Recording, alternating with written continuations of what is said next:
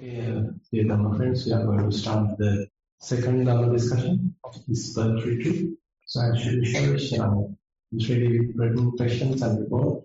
So we will start with the written reports. Avasaraya Bhante, today is Wednesday, the 30th of April, 2025. This is the second question and answer session of meditation retreat conducted by Most Venerable Panadure Chandaratana Thero at Jhana Meditation Retreat Center, Serpentine, Western Australia. Today we have a total of 3 questions, all in English medium and all related to the meditation experiences. First question. Sometimes when I'm concentrating on my breath, I feel virtual images. They can be colors or patterns or both. Is it okay to turn my concentration to these images? Actually, there are 2 forms of such visualizations typically possible through the meditation. So one thing is what we call the emitters, or we can call them concentration signs. But they are not the typical images.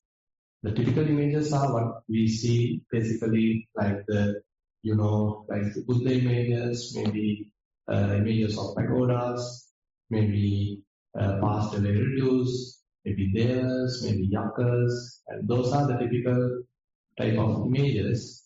So seeing such images is also one possibility, but the other possibility is the concentration sign. Say, for example, particularly in the Anapanasati, you are practicing mindfulness on breathing. So as you build up the amount of concentration, there's a possibility that maybe a kind of a light can appear, maybe kind of a cloud type of thing can appear, kind of a moon type of thing can appear. So these are the typical concentration signs usually yogis might encounter. These are not a bad thing, and we don't need to discourage that, because this in a way kind of indicates that the concentration is being developed. But anyway, we don't need to immediately look at it, because if we look at them, they quickly go away, because they are simply still catching up the momentum. So they are still building up. So you need to concentrate more on to the breath. So that is the area that we need to emphasize.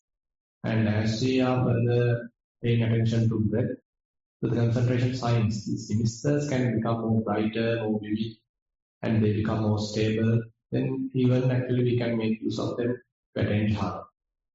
But on the other hand, as the breath disappears, sometimes people visualize various other typical images. As I mentioned, there may be a Buddha image, there can be a pagoda, or maybe a pastor relative, maybe a kind of a very hypothetical, different kind of a creature. So these kind of images are not something that we need to follow. So those are mere creations of the mind. They are merely perceptions. They are actually the sanya. So with the discourage to look at them, rather we need to develop certain wisdom to penetrate it. What we need to understand is that our eyes are closed, so there is no possibility to look at, there is no possibility to such thing appear, even though it appear like real. Point is, when you are very concentrated, when they assume that you see your passed away grandma, and if you see your grandma, she already passed away, so how can she come to the picture? Probably you might have a strong affection towards her. So when your meditation object is slowly become subtler and subtler, so in order to fill that gap, now the image of your grandma might be here. But the moment you encourage that, moment you say, that's my grandpa, something like that, then you are being trapped. It's actually a kind of a trick of the mind. So here we don't need to be kind of deceived by that. Rather, we need to understand, okay, this is just a kind of a mirage. This is not really grandma. She already passed away, and I am also closing my eyes, so she can't come in front of me. This is simply a trick of the mind. So mirage. So that's why Buddha say, Marichiku Upasana. The perceptions are like a mirage. They are not real. So therefore, as far as your report seems, this is the type of images that you have seen, different kinds of visualizations, different images, but don't follow them. Have the wisdom whenever they arise, understand that they are not real, they are merely kind of perceptions, and you come back to your understanding of your attention to back to the body, then you may be able to overcome that. So if you like, you can discuss. Whoever has put the question, if you want, you can raise your hand. Or if you are clear about the answer, okay. You like to tell something? I know, just I see colors. Colors. And I see patterns. What kind of patterns like? It's sort of sometimes lines. And it's the same thing. It's hard to describe a pattern. Right. I see. It doesn't have any human images or there's no such thing. No. It's just sometimes bright light, sometimes. Right. So then it could be a concentration sign. But anyway, still you can continue with the breath, keeping your attention more into the breath. I mean, because the breath, as we develop the concentration, these signs are possible. They can appear. But on the other hand, how is about your walking meditation practice? Walking is better than the sitting one. Right. Sitting one is still very difficult. So what is your experience during walking? Walking, I'm able to experience the tightness in the calves or the foot resting on the floor. Right. So are you able to maintain mindfulness for many steps? Yes, now I can. Right. Just a line, one round kind of thing. Right. So just continue that. Spend more time in the walking as well, and build your mindfulness, and that basically help you to balance the mind. And anyway, while sitting, if these things appear, at the moment pay attention still to the breathing. Later, if this become more brighter, we'll discuss further. Yeah. Thank you. Yeah. Second question. During sitting meditation, I keep getting stuck when my breathing disappears. Sometimes I question whether I'm still breathing, which causes my breathing to actually stop, forcing me to breathe heavily and come out of my meditation. When I decide to trust my natural breath and try to maintain my relaxed state during the disappeared breath, I can feel my mind struggle to latch on to something. This also leads to me stopping meditation, and I can sometimes feel small fear and also frustration. I can only maintain the disappeared breath for 5 to 10 seconds. End of question. May I know who has written yours? Over here. Would you like to discuss? Basically, how long will it take to disappear the breath? The first time it took a while.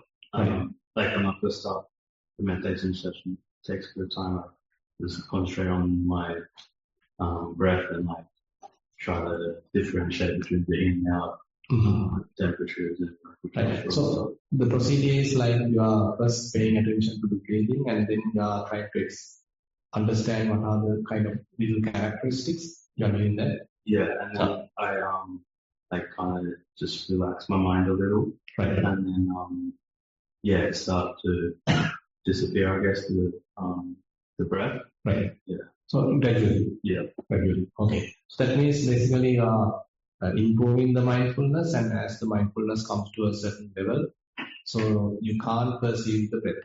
Yeah. So that's all right. So basically, even though we are supposed to look at the breath, so breath does not stay as it is every time. So it may go through kind of different variations. It can become longer, it can become shorter, and we are trying to look at the beginning, the middle, end, all that subtle details. But slowly, breath becomes subtler and subtler rather than to disappear. So when it disappears, are you able to maintain your attention at the very place where the breath was?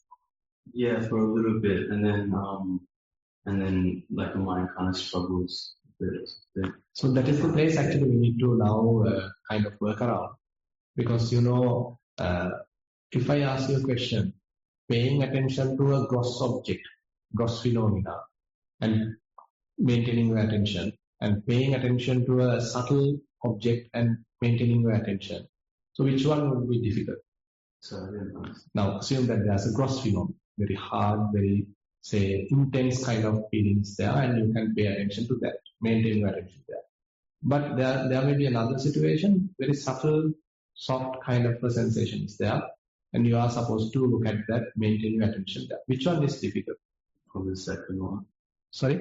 Probably the second. Second one, yeah. The subtler one may be difficult. Now the same thing applies here.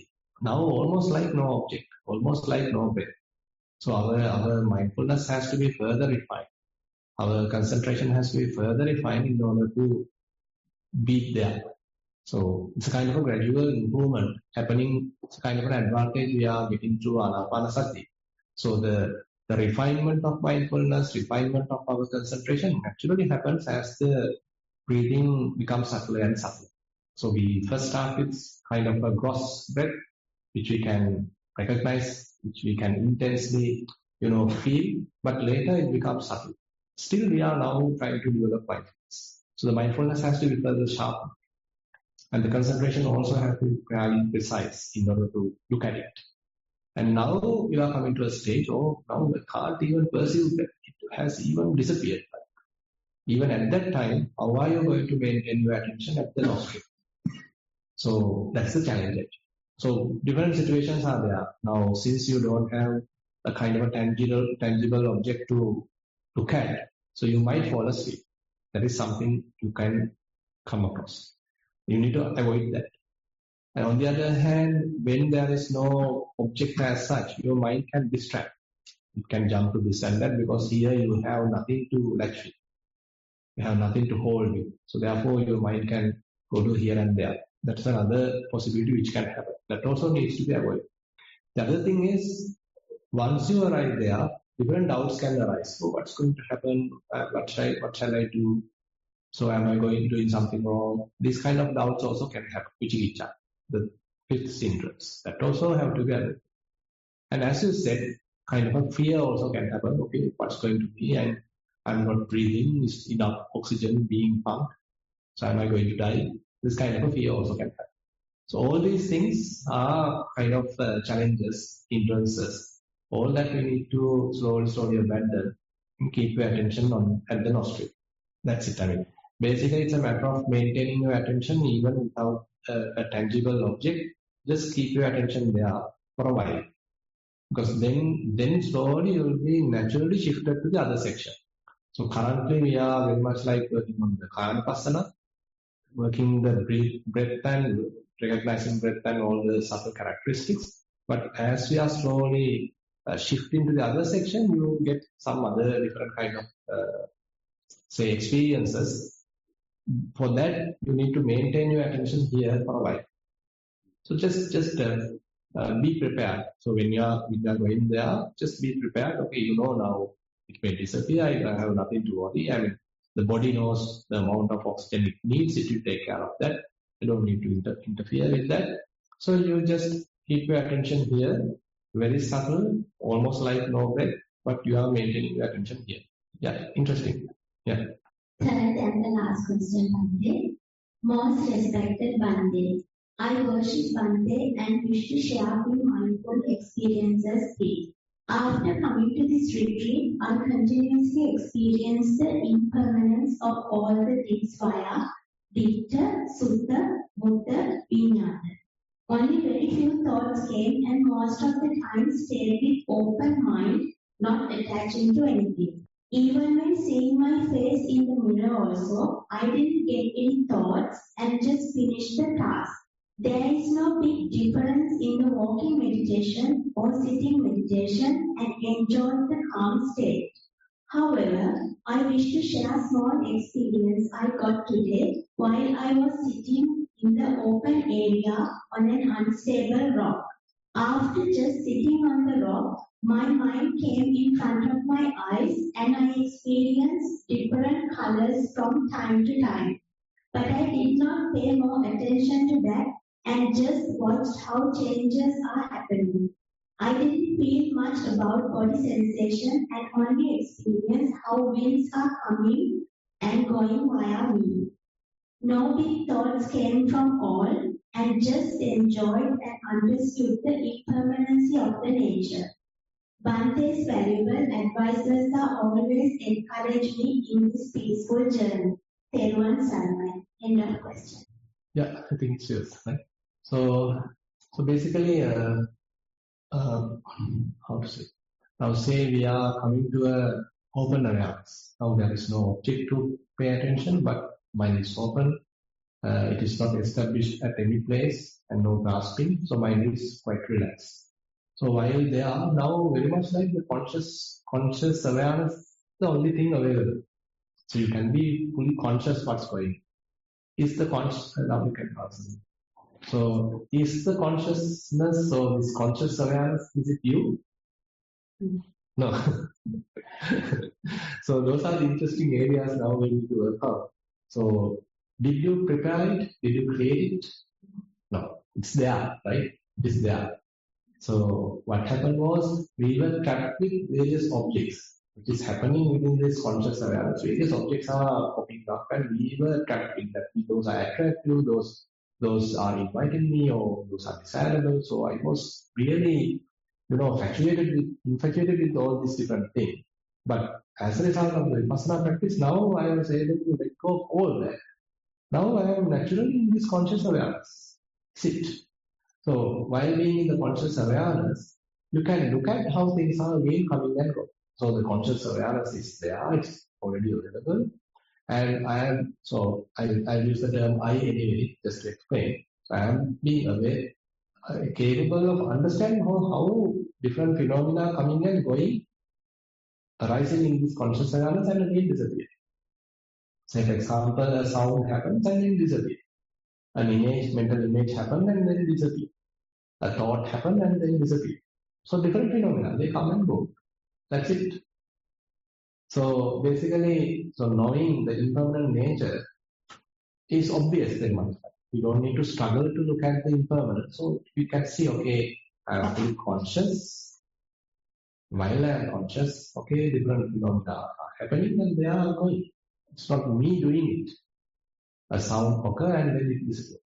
And mental image happen and that also disappears. So my duty is not to attach to them, not saying it is me or mine. So if I am simply having this awareness, so you can just obviously see how things are coming and whatever arises, they are subject to pass away. It's not me who is doing it. It's a natural, that's quite inherent nature to that. So very much like now, only thing I can see is this conscious awareness. That's all. I just thought to write that to get another Bante's advice. Unless no point of writing also. Yes, I mean, anyway, clarifying things are good so that we are quite confident. So what happened to us is that whatever happening within this conscious awareness is more attractive. So we constantly being trapped in those attractive objects. We are desiring them, sometimes we are hating them, and we miss the conscious awareness. We miss it. It's very much like what's happening to a fish. Now suppose there's a fish, and that fish is swimming through, and maybe an attractive female fish is there. Maybe he is having some fun with her and all, talking with her, and that's another area. Maybe a beautiful flower is there. I don't know what attracts the fish. We are just imagining and saying, and maybe it is now mingled with that. Maybe he encountered a beautiful cave and he looked around it and this and that is there. Now he is looking at with that. Maybe a group of other fish is playing and now he is enjoying that and he also playing. And maybe different fauna and whatever the algae and whatever the sea plants are there, now he goes through that, enjoy coral and all these things are enjoying that. So whole life, and maybe he's now hungry and he's searching for something to eat. Fully engaged with so many things. So while doing that, what is the thing he's missing? Okay, a fish in the water, so he's going here, there, and look around this and that and engage with lust and desires and all that going for his food and all that. Is he missing to notice anything? Water. Huh? Water. Exactly. So he missed water.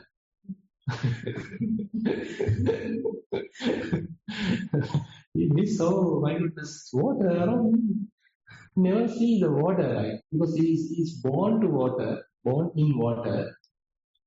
Because there are so many other attractive stuff available in the water, in the river, or in the sea, whatever. So he being constantly pulled to those different sensual objects. Every time missing this water, covered from the beginning. For us also same. What is that? Ours is conscious awareness. So we are fully conscious, we are fully consciously aware everything. That is not. Yeah, that's right. So here, so when we are living in Vipassana, so what we do is these various different phenomena which are quite attractive and which we claim as me, myself, all that. That is where we are being very much like habit. Now I am developing certain wisdom so that I am very much like withdraw from that attraction. And now, rather than grasping it, now I am letting go there. So all that helps me to again return back to this conscious awareness. So nothing is there, it is what available. It's not that I created it, it is there. So very much like that. So returning back to home like. So you are very much like your normal nature. Coming back to the senses, coming back to the reality, coming back to the home position. So it's like water for the fish. So fish, the water is the natural state. So he simply has to withdraw from all that attractive different external phenomena, let go of all that, awaken to this conscious awareness, awaken to the water. Okay, how much concentration he needs to awaken to water? Strong consciousness? Strong concentration? Not necessary, right? Not necessary. So once you are quite wise to let go of all this attractive stuff, then you can open up. You can be awakened to this what is available. It's there. So very much like that. So in Vipassana, so what we need to first do is to develop mindfulness in a way so that we are otherwise we being constantly trapped or constantly being pulled to various past memories, pulled to various futuristic thinking, imagination and all that. So therefore mindfulness helps us to properly orient ourselves. And later, now we being constantly attracted to various attractive things, so that also has to be let go of. That we can't immediately do. We can't simply push it away. So once we push one thing, then we get attracted to another thing. So what we need to do is, okay, to what am I attracted? Now I need to understand its consequences. So there is nothing really worthy of attraction. Now I am doing some kind of wisdom. So once that wisdom is available, now the mind slowly let go of this attraction, let go of that attraction, let go of this attraction. So many different attractive objects, slowly letting go, slowly giving up. Now nothing is there to be awakened. Nothing is there to hold on. What is available? Now, simply this awareness. That's all. Now that today only I got that experience that when closing my eyes, most of the time mind is coming in front of me. Right. In the open area, closer to pagoda, I just sat on the rock and different colors are coming. Yeah, don't think about that. Yeah. Yeah. But more than 30 minutes, I enjoyed different colors. Right. And wings. Sorry? And wings. Wings are coming in. Wings, yeah. Assume like wind is going through you. Yeah. I mean, there's no fixed body to, reflect the wind, but it's very much like penetrating through the body. It's very, very good. I mean, it's not that you are having a strong, solid body to, repel the kind of wind, but it is wind is simply going through. Right? Then you become no one. Right?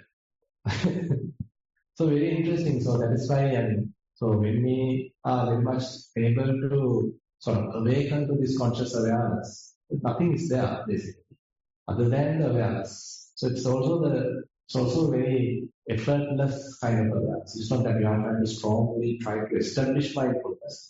You're mindful, fully available, fully awakened like. So, but still need to know that time to time we can again being attracted to this and that because still the finance are available. That's why we need to work around with further. We need to work further because time to time we lost this. We lost this the natural nature of the mind, or we lost this our own position. Again, being driven to various attractive objects, maybe thoughts, maybe emotions, imaginations. All these things are still possible because we are not fully enlightened. Yeah, I'm also experiencing things also. At that time, I just remind again, come to the present moment. Yeah, just always in the present moment. But as you are aware of the presence of conscious awareness, then you can see, okay, image came and it also disappeared. Thought came, it also disappeared. Maybe sound happened, it also disappeared. And maybe while you are walking, a sensation happened and it also disappeared. Everything coming and going, everything coming and going. That's it. Nothing to hold on to, nothing to attract to. So it's more and more very much like grounding ourselves, right? More and more letting go of things, right? I have nothing to hold as me, myself. But still, the sense of I is still available. Even though you are not recognizing this or that as me, myself, sense of I may be still available. Things are taking time. Yeah, just continue. Yeah, okay. Yeah. While we are in conscious awareness, One moment. Yeah, we need to while we are in the conscious awareness phase of object, and very relaxed. Right. So sometimes I don't know whether I sleep or not. Yeah, you have to be awake. Yeah, That's right. how to overcome that? Because sometimes I feel I don't know whether I slept or not even, but sometimes I get a vibration, not vibrations, like I think a stream of. No, thing is, now at this stage, would they encourage us to be kind of have some, how to say, sampajanakari. So that's a word he emphasizes again and again. If you refer Mahasunyata Sutta. So different kinds of, say, daily activities is described. Now, say, for example, while sitting meditation. Okay, you are paying attention and you want to awaken or you want to simply plunge into that conscious awareness. It might be successful, it might not. Because assume that you are still holding something. Many thoughts are coming and you want to look at them and you need to let go of that. Probably successful, probably not successful. Right? Assume once it is successful, now you are here, but sampajanakari. Itiha tattva sampajanakari. So Buddha emphasized, okay, while they are, so you are fully sampajanakari. The term may be proper term, fully aware of it. You are fully aware. You are not sleeping. You are not gone insane. You are not sleeping, and you are there. You know your presence. So presence is there. And say then Buddha say, okay, I feel like walking now. I was sitting for a long time. Now you get a say kind of a desire to walk. Now you are simply walking, but still you are fully aware. Different sensations are there, but no object to grasp in the mind is fully open, but you are fully aware. The sampajanakari. And then Buddha say, okay, I am feeling of talking to someone. Now you know what we are talking. And there he mentioned, okay, 32 types of unnecessary type of talks you should not get involved. Maybe 10 types of beneficial talks, then you can involve. So you know what we are talking. So that means sampajanakari, are fully aware what we are talking. Then he says, okay, I want to think.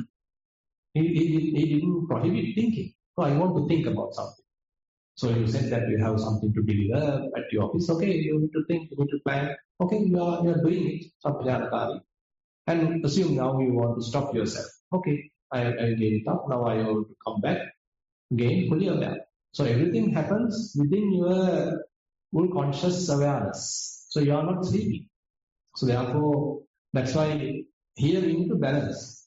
So when Buddha is discussing the enlightenment factors, he is discussing 7 enlightenment factors, starting with mindfulness. Mindfulness has the sati sampajjhana, the Dhammavichaya, the investigative enlightenment factor, piriya, the effort, piti, the rapture, passaddhi, the tranquility, samadhi, the concentration, and then the upekha, the equanimity. Among these 7, he said 3 are more active. Dhamma, Vichaya, Virya, Piti. Those are more active type of enlightenment factors. There are another 3, they are more calming, more tranquilizing. Passaddhi, samadhi, upekha.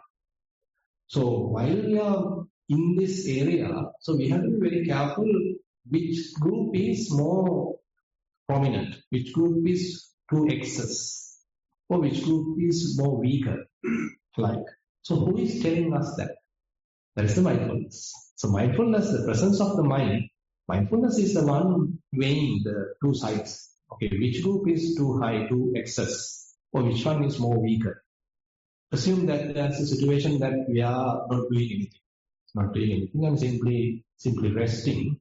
There's a possibility of tranquility getting too much weight in that side. Tranquility side is becoming more and more and nothing to do. So tranquility, equanimity, concentration, that can become too excessive. Then your Dhammavichaya part becomes less and less. So you fall asleep ultimately. So that knowing part is lost. Knowing part is lost. But the other side, now you are thinking too much, you want to investigate further. So you are more effortful. So then again mind can become restless. Then that means the tranquility part is weaker now. Tranquility part is weaker because your investigative part, the thinking part, analyzing part is more stronger, effort part is more stronger. It can cause again the imbalance of the mind. So likewise, a very subtle balancing now we need to do. So the presence of mindfulness is the one telling us, okay, which group is now at higher, whether both groups are properly balancing, properly working together, maintaining kind of an equilibrium, or any group is too much excessive. That's why it is not that we are doing very harsh or strong, striving type of a thing by here. But very quiet, very nice, very delicate kind of a balance is what we need to continue. Other thing I noticed when I in Ramayana's mindfulness, so no, there's nothing or tranquility. Right. But I can see another mind is working. Another mind. Yeah, I know because it's thoughts come. So he is trying to categorize the relationship. All the thoughts stop. Right. After that. But I can see somebody is doing that. Somebody is doing that. Not somebody, but another without your purpose intervention. Yeah. It can happen because now we are more into analyzing, we are deeply trying to penetrate and see what is there. So it is a kind of a habit now we being developed. So that habit may naturally operate. So it is not that I doing it. Rather, analyzing part is a more natural, inherent kind of a feature now available in the mind. So whenever things come in, it's kind of looking at, oh, is there? Is it I making? Is there mind making? It's not a bad thing. So it is a wisdom operating. Investigation, the Dhammavichaya. So Dhammavichaya is operating by itself very much. So when the mind is fairly trained to do that, it will do it by itself. So it's not a bad thing. So once it does that, it's gone. Nothing is there, nothing to hold. So again you are free. Mind again is free. Different methods are there. So that's why not just one. So aniccanupassini, viraganupassini, nirodhanupassini, patissaggānupassini. So these are 4 methods explained in the say Ānāpānasathi Sutta. You can simply see how things are coming and going. They came and they changed and they disappeared. Aniccanupassini. Viraganupassini. You don't worry much about it because you know they are not permanent and that's not worthy of attaching. So you are having kind of a dispassionate attitude towards them. And they simply come and go. You are more dispassionate. Virodhanas. So you prefer the silence. You prefer the silence of this mind. So not much encouraged by this coming and going, this impermanent phenomena. So you prefer this stillness. And while you are there, so they come and go. You are not bothered. And then the Paticcasamupassa, very much like you understand, okay, these phenomena are coming, probably may be attractive, and you recognize it. And maybe you are letting it go, maybe with little effort, and again come back to the emptiness. Again come back to this awareness. That's it. So different methods are there. So whatever is preferred, whatever convenient is, you are free to apply. Yeah. Yeah. That's the question. From time to time during walking meditation, I experience, not when I first start, I was aware of the pain, the movement, the weight transfer, and this repeats. And suddenly it is as if my body is like a machine, and it's just doing this, and I'm watching this machine, and I feel like it's like a puppet. And the commands are coming from somewhere else. So I'm just wondering, I thought, this is like Nama and Rupa separate. Exactly, yeah. And so I'm wondering how, apart from just allowing and staying with it for longer periods, do you do anything more to understand it on a deeper level? Actually, one understanding is what you now just explained. So it is not me doing it. It's a kind of a puppet. So kind of mental contribution is there to recognize all these experiences, and there's a physical process going on, continuing. So that the urge, the trigger came from the mind itself. Okay, you need to walk. Now the body is simply following that order, and now the body is simply walking. But that whole activity being monitored by the mental process. So other than this bodily physical process and the mental observing process, there is no any other person. So that is one kind of an insight that we get. And typically we say it as an Parichedana, where certain bodily phenomena, physical phenomena are there. And to know that, to recognize that experience, there are mental phenomena. Apart from that, there is no self, something like that. So it's a matter of further and further you develop this. And further you can develop in the sense how this bodily phenomena, they come and go, arise and pass away. So that further adds to the wisdom. So it's a matter of further and further developing the wisdom so that, as we already discussed, so that we are not trapped in these experiences. Yeah. I notice sometimes it happens quite spontaneously. Correct. I could be in the shower and I'm turning to this puppet again. Correct. Or I started the movement, but I haven't told myself to stand up, so I'm still like this, and I can stand up now. Correct. Yeah. Interesting. So that's why now there's an interesting term called paratho in the if we are talking non-self. So there are 4 aspects, sometimes emphasizing Dhamma. Paratho, Sunyato, Anattato, and Rittato. So Anattato, of course, means there is no soul, there is no eternal soul. That's the Anattato.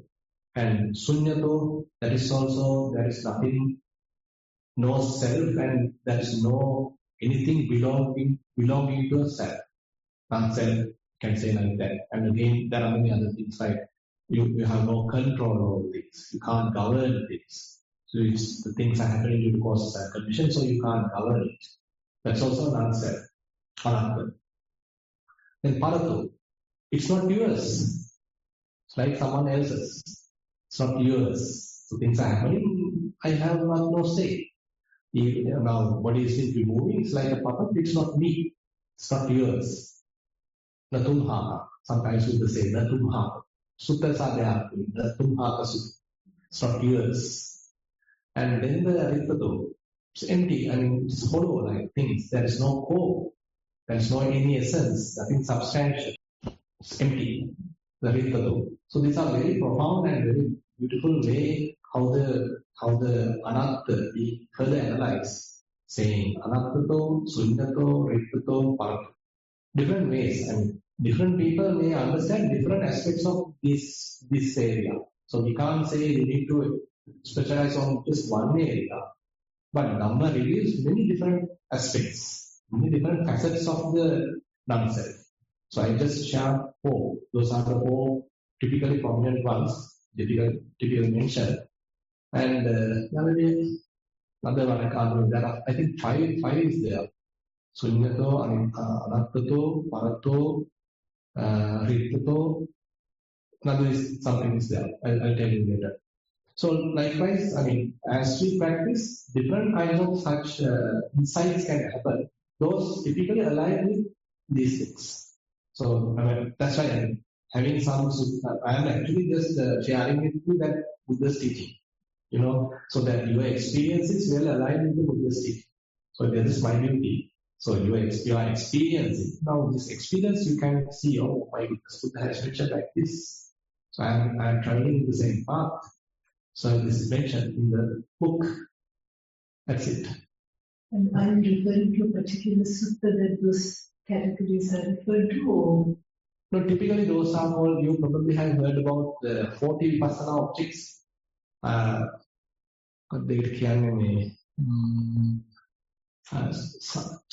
Sakara Vipassana. So those 40 now, three main universal characteristics. Anicca, Dukkha, Anatta is further elaborated. Anicca is elaborated as another 10 attributes, and Dukkha 25 ways, and Anatta another 5 ways. Altogether 40. Essence is Anicca, Dukkha, Anatta.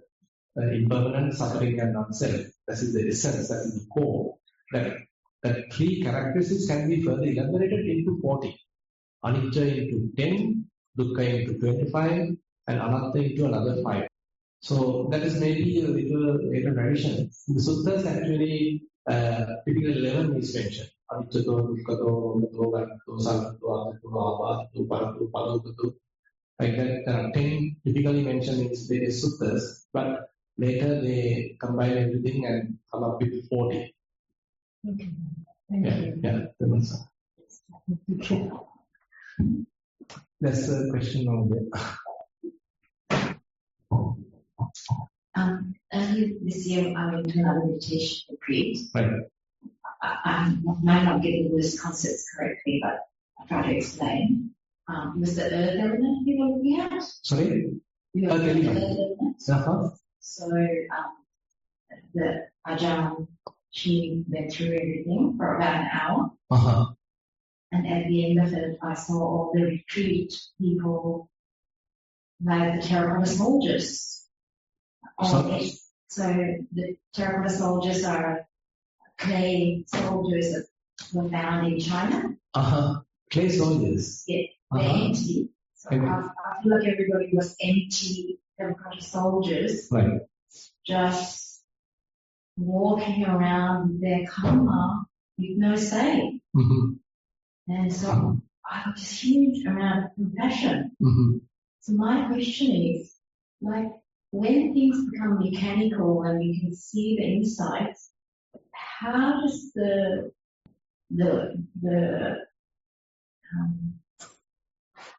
loving kindness, compassion, vipa, and upekha, does that need to be informed as well for you to have softness about it? Mm-hmm. That may naturally come.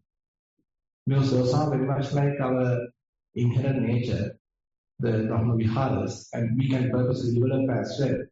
But once when we see the human nature, so we have that inherently the compassion, metta, mudita, karuna, upekha. So those are very much there. So once you see that, I also was ignorant. I also was going through a lot of suffering because I didn't know this. But now to some extent I understood it. But others, they are still trapped. So once you see this situation, you feel naturally compassionate.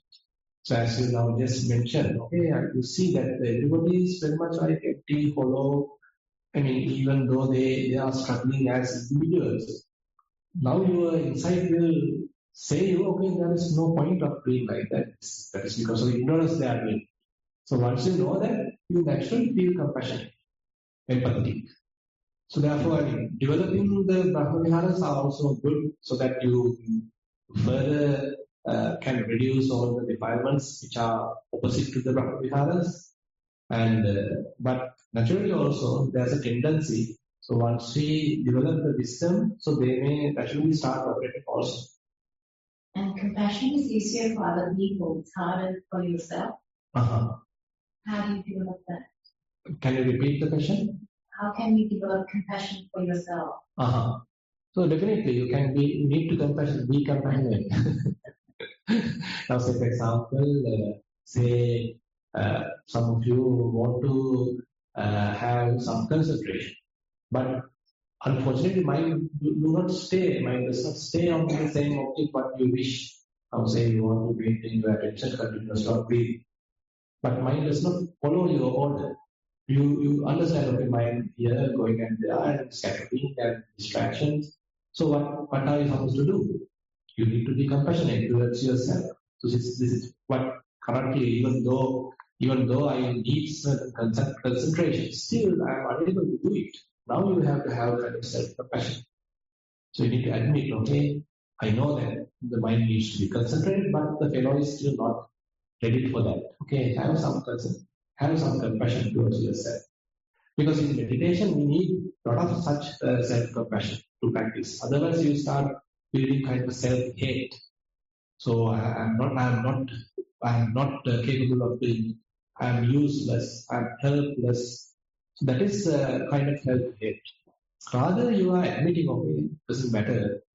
Okay, I am doing it. Okay, for the time being, I am compassionate towards yourself. I admit my weakness, but I am working on it. So likewise, during the meditation, we need a lot of compassion towards ourselves. And again, now say even we develop a certain amount of insights, still mind go and play with the old habits, isn't it? You understand, okay, there is no person here or there is no intrinsic soul here, but still I am operating as a person. Still I am sometimes get trapped. I am blaming the other person. I am in confrontation with the other person. So still that old habit has come up. Have to be compassionate. Okay, I know, even though I understood it by a retreat, still I tend to go and argue with the other person. Still I can have some kind of compassion. So likewise, self-compassion is quite important to have to continue the path. So otherwise we can be more self-critical. And even the self-hate also can happen. Yeah. Okay, we almost have spent less than little less than 1 hour. And if there are more questions, you can spend, that's one question over there. When you come to the same space, one day, you may have gone wrong, but I just want to clarify that. Did you say we can do some investigative process there, or I was under the impression that you just stay calm and peaceful? Yeah, I mean, first we need to establish that, once we are very much like awakened to that, we are very much aware of that. Okay, just be aware of that further, so that okay, so I can be there, I am conscious about it. Like the moment that the fish is awakened to the water, not being attracted to any other attractive objects. Now he is awakened, okay, now around me water is there. So water is there. So to some extent for us also, through Vipassana, once we are able to let go of all that attractions, graspings and all that. So now we come to the emptiness. Okay, we need to be fully aware of this emptiness for a while. So that's why as much as possible, you stay there for a while. You be there for a while. Be conscious about the emptiness. And later, now once you are there, allow things to happen. Anyway, they are happening. Things are still happening. Say the thoughts may be coming and going. But previously you are paying attention to the emptiness, not to the thought. Maybe sensation happening. Now you are paying attention to the emptiness, not to the sensation. But later, you can be aware very much like both. Okay, you have to be consciously aware. Thought may came and it also gone. Another sensation happened and it also gone. So you can you can concurrently see both very much like. Because I had some very, very peaceful, extremely peaceful states after I came there. So I didn't have any of these other things you're talking about. Mm-hmm. Yeah, that is your so almost like deeper concentration is also possible to avoid the say think about scenario like say you are very much like absorbed to this emptiness. Then all other constructed phenomena are unable to penetrate here. So you are like a bubble. So this bubble is empty by the way. No much grasping, but deeper concentration is protecting you, avoiding any of other intruders. But later, once it's taken to the surface, so they are free to come. They are free to come and go. Anyway, they are coming and going, unless you attach to them. Now you are establishing yourself here in this very natural kind of awareness. Now you can see, without being trapped, without being cheated, they are coming and going. You are not attracted to any of these different condition phenomena happening here and there, but you can see they are coming and going. So just reduce the concentration and be at the surface level time. Yeah. I don't know how to do that, but it's the concentration, but it's happens. No, that's right. As I mentioned to Percy, so we need to balance out. Do you open your eyes? Even that may be possible, yes. Because if you find while sitting, while my eyes are closed, slowly, mind go deeper, and almost like you become unconscious, that means you have gone too far. Not unconsciously, Yeah. something about it, but just that level where you're feeling extremely Peaceful, yeah. And really sort of just in a good place. Mm-hmm. So that's all. I don't go very, maybe I'm going deep as you say, but it's a very nice place. Definitely. So see whether you are attached to it. Maybe. Yeah, because I mean that at this level, it is not that you are attached to some board or president or prime minister. So those are all gone. But this very subtle, very mental experience may be very delightful because mind is more pure. Even the slight blissful state may be an attractive state to be. So mind prefer to be there rather than on the surface. The surface is more neutral. So therefore, rather than being the neutral surface, you go to a little deeper bliss, a little attachment still. Okay, thank you. Yeah. Okay, then we'll wind up the session, and I encourage most of you to write your reports. So we got only 3 reports today. So otherwise, because the thing is, without revealing your experiences, I don't know where you are moving ahead. So as we already discussed, there are 3 stages we expect in your report. Writing about your experiences related to your walking meditation, next to the sitting meditation, then to the daily activities. So then, you need to work on that actually. So you need to meditate, you need to work, and then that information, that experience you need to describe in the report. So please submit your report, then we can have experience-based discussion. Otherwise, for certain questions, maybe not appealing to you and they are more distant to you. But when you are talking directly with the facts which you have experienced, and actually today also some of you have already discussed about your own experiences. So anyway, when you are writing it, so you find that it's more concrete. Okay, thank you very much, and we wind up the session here. And as usual, we have the server platform.